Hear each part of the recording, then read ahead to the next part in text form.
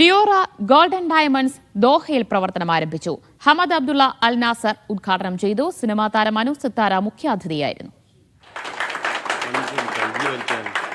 ദോഹയിലെ ബർവ വില്ലേജിലാണ് ആഭരണങ്ങളുടെ വിപുലമായ ശേഖരത്തോടെ Diora gold and diamond showroom ആരംഭിച്ചത്. നടി അനു സിത്താര ആദ്യ വിൽപ്പന നിർവഹിച്ചു.